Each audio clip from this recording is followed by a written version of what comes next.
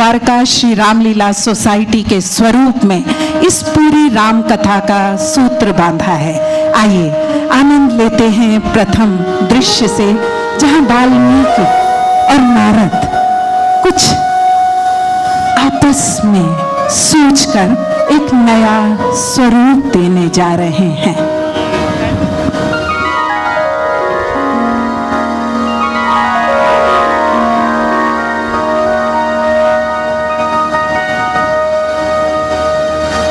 आ गए भारद्वाज?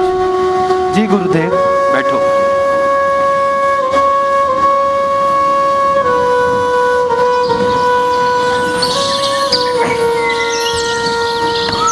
सदाचार भी लकड़ियां ले आया है।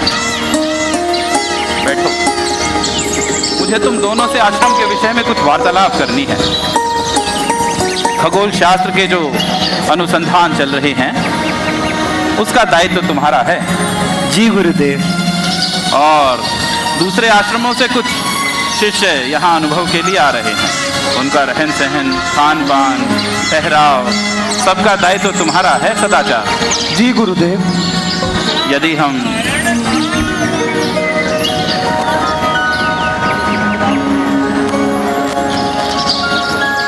ब्रह्म ऋषि नारद की ध्वनि सुनाई दी। आभास होता है वो हमारे ही आश्रम में पधार रहे हैं। तुम दोनों शीघ्र जाओ और उनके स्वागत अभिवादन का प्रबंध करो। नारायण नारायण नारायण नारायण। प्रणाम मुनिवर। चिरंजीवी रहो वाल्मीकि ऋषि। तीनों लोकों के विद्वान, चारों वेदों के ज्ञाता श्रीमद नारायण जी को वाल्मीकि का प्रणाम। स्वागत है आपका। मुनिवर, आपके शोध कार्य ज्योतिष विज्ञान, खगोल शास्त्र के बारे में मैं सुनता रहता हूं, इसीलिए मैं यहां आया हूं। वो सब आपकी ही कृपा का तो फल है महादेव।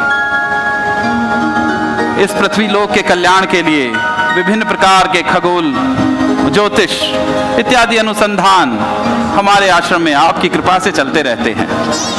मुनिवर नारद, आज आप यहाँ पधारे हैं तो किसी विशेष प्रयोजन से ही पधारे होंगे।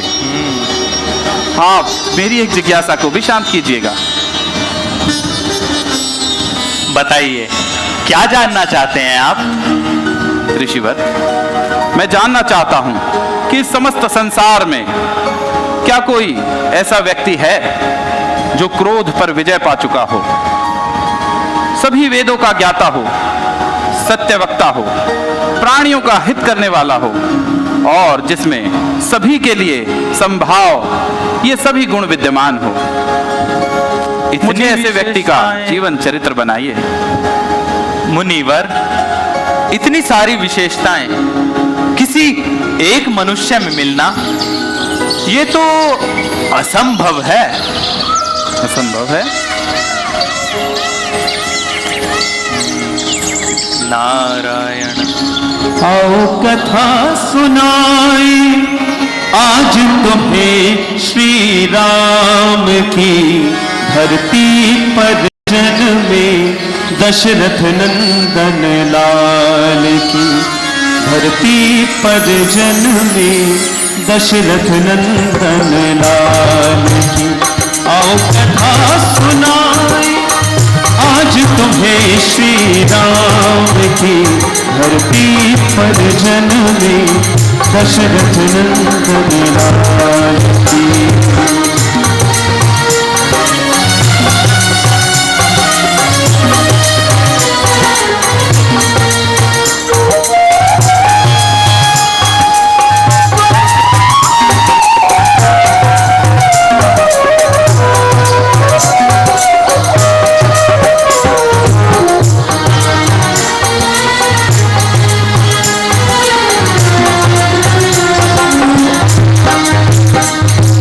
इक्ष्वाकु के वंश में जन्मे, सीता जी संग ब्याह रचाया। गुण और रूप में धनी राम ने, देखो सबका मन भर माया।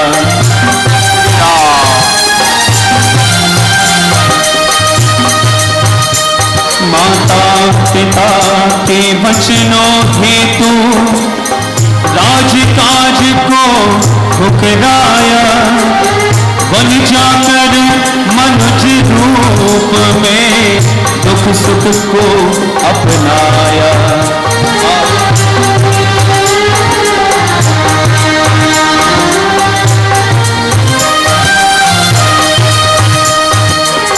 सीता हरण पे वन वन भटकी, अतिनाथ का रूप दिखाया। हर के वन बना राम ने देखो, शबरी के संग प्रेम दिखाया।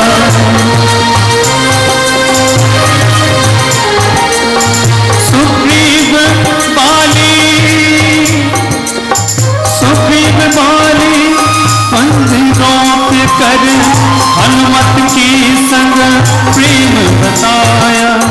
भक्त और प्रभु के रिश्ते का एक नया रूप दिखलाया। आओ कथा सुनाए आज तुम्हें श्री राम की, धरती पर जन्मे दशरथ नंदन राम की।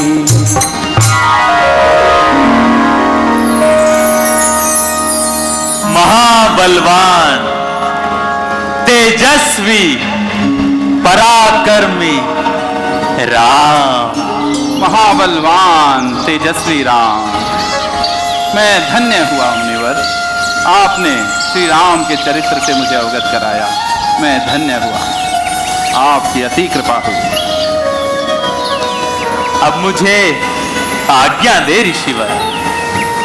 ज्योतिष विज्ञान के मर्मज्ञ, खगोल शास्त्र के ज्ञाता, आपके दर्शन पाकर मैं धन्य हुआ, अति धन्य हुआ। नारायण नारायण आपकी ही कृपा है। नारायण प्रणाम। भज मन नारायण, नारायण भज मन नारायण। चलो हम तमसा नदी के तट पर चलते हैं, वहां स्नान करेंगे, फिर दिनचर्या शुरू करेंगे। और इस प्रकार महर्षि अपने शिष्यों के साथ तमसा नदी की ओर बढ़ चले। नदी किसी भी राष्ट्र की भौगोलिक सांस्कृतिक विरासत को संजोकर रखने का एक जरिया, नदी जो हमारे जीवन को हर रूप में प्रवाहमान करती है। और महर्षि वाल्मीकि के शिष्य उनके साथ ऋषि का समस्त सामान ले बढ़ चले तमसा की ओर। अचानक ये क्या हो रहा है? वो तट जो अपने जीवन को प्रवाहमान करता है, वो तट जो सबको जीवन देता है, अचानक क्या देख रहा है?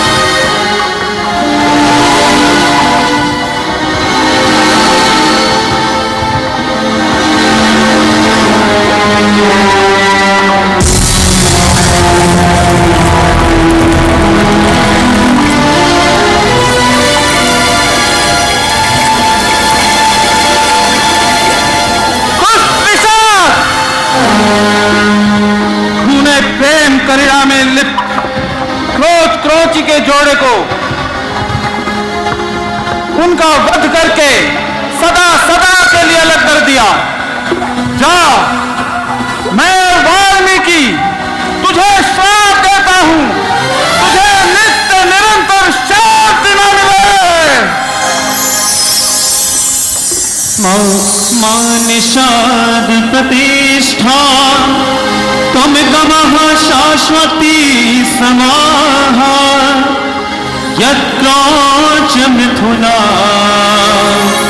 एकमवधि काम मोहितम्। मां निषाद प्रतिष्ठां त्वमग्मः शाश्वती समः यत् क्रोच मिथुनादेकं वधि काम मोहितम्, काम मोहितम्।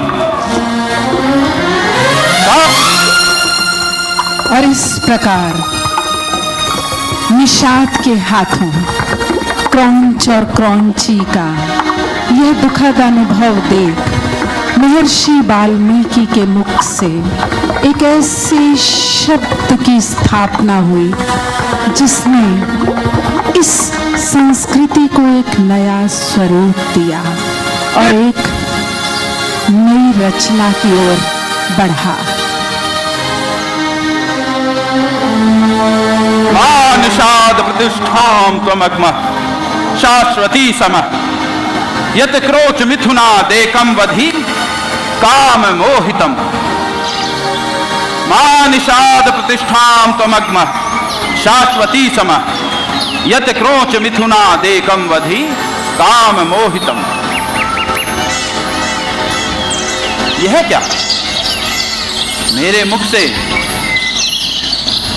व्याघ्र द्वारा किए क्रोंच के जोड़े को दुखी देखकर जो ये शब्द निकले हैं, यदि इनको 8 अक्षरों में बराबर पिरोता हूं तो ये वीणा की लय पर भी गाए जा सकते हैं। मां निषाद प्रतिष्ठां त्वमग्मः शाश्वती समः यत् क्रोच मिथुनादेकं वधि। ऋषिवर वाल्मीकि, तुम्हारे मुख से निकला शब्द एक श्लोक है। ब्रह्मदेव, आपके चरणों में वाल्मीकि का प्रणाम। ऋषिवर वाल्मीकि, जो आपके मुख से शब्द निकले वो मेरे ही संकल्प अथवा प्रेरणा से निकले। अब तुम इन्हीं श्लोकों से कांतिमान, धैर्यवान और प्रजाहितकारक में संपूर्ण चरित्र वर्णन करो। परंतु पितामह, मुझे तो श्री राम के जीवन के संपूर्ण चरित्र का ज्ञान ही नहीं है। मैं केवल कुछ ही बातें जानता हूं। सत्यभाषी इक्ष्वाकु राम जी का गुप्त वृतांत आपको स्वयं ज्ञात हो जाएगा और इस काव्य में कही गई बात मिथ्या साबित नहीं होगी। अब तुम आज से ही राम जी का पवित्र कथा का वर्णन करना शुरू करो। जैसी आज्ञा पितामह। जब तक पृथ्वी पर नदियां और पर्वत हैं, जब तक पृथ्वी पर जीवन है, रामायण का तब तक प्रचार होता रहेगा और जब जब रामायण का गुणगान होगा तब तक वाल्मीकि जी का नाम पूरे संसार में जाना जाएगा। मैं आपका कृतज्ञ हुआ पितामह, जो आप पुत्र मुझे इस प्रकार का दायित्व दिया। मैं आपका जन्म जन्मांतर के लिए आभारी हुआ। आशीर्वाद।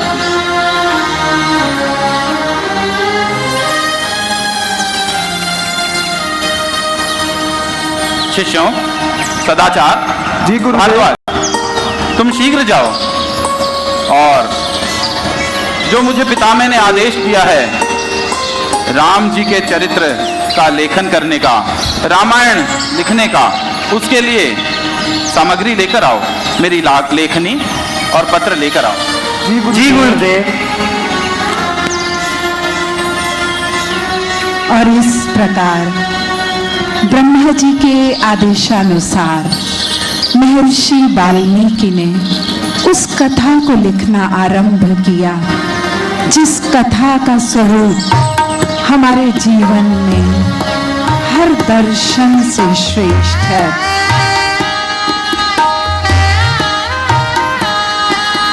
वह कथा जिसके विभिन्न हिस्से पिरोकर हम अयोध्या का नाम जोड़कर उस जीवन चरित्र से जुड़ जाते हैं जिन्हें हम प्रभु श्री राम कहते हैं। श्री राम एक ऐसा बहता हुआ प्रेम की धारा के समक्ष हमारे सामने निष्ठा स्वरूप उपस्थिति जो हमारे जीवन को परिवर्तित करने की पूरी क्षमता रखती है और हमारे प्रतिदिन के जीवन को एक नया स्वरूप देती है। राम कथा, श्री राम का नाम। अपना स्थान ग्रहण करो। बालक के जन्म से अर्थात बालकांड, उसके पश्चात अयोध्या का विवरण, अयोध्या कांड और जीवन का दुर्गम काटना, अरण्य कांड, मित्रता का भाव, किष्किंधा कांड और जीवन का हर स्वरूप बदलने में आतुर सुंदर कांड। हाँ, स्वयं विजयी है युद्ध कांड और उसके पश्चात एक नया रूप उत्तरकांड के रूप में श्री रामचरितमानस के रूप में हम सबके जीवन में आया और हर अंश हमें कुछ सिखा गया। प्रणाम लो। आयुष्मान भवतु।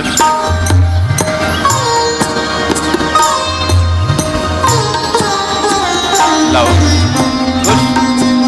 आज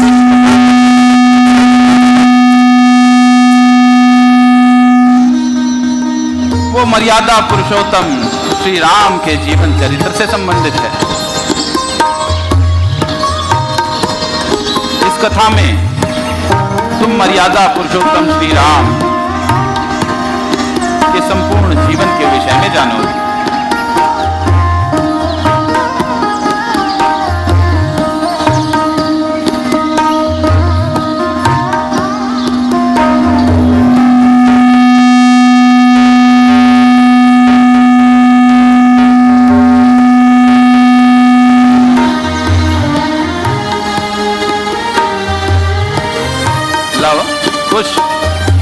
आज जिस कथा का श्रवण तुमने किया वो रामायण कथा तीनों लोकों का कल्याण करने वाली कथा है।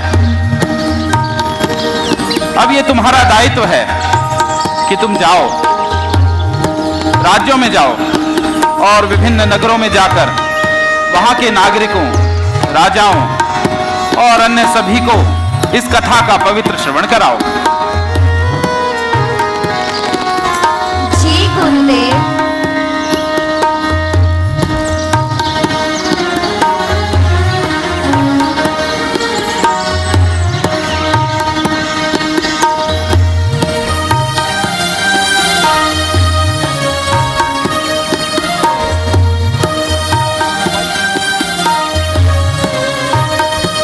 और इस प्रकार गुरुदेव की आज्ञा पाकर जिस कथा का हम श्रवण करते हैं वो वास्तव में लवकुश ने किस प्रकार सबके समक्ष रखी। आइए उससे अपने जीवन के दुर्गम को दूर करें।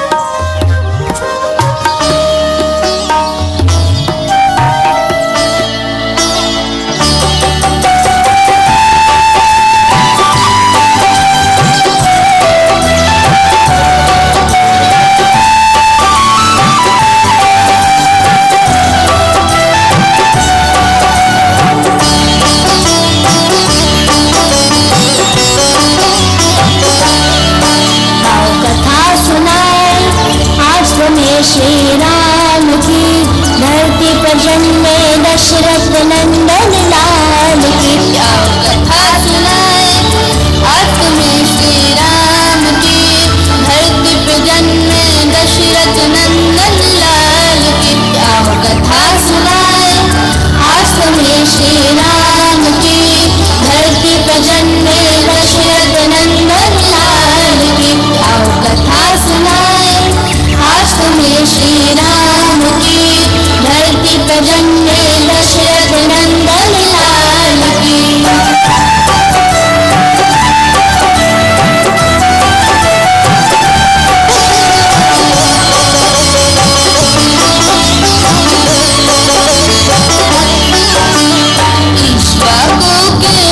सुन जय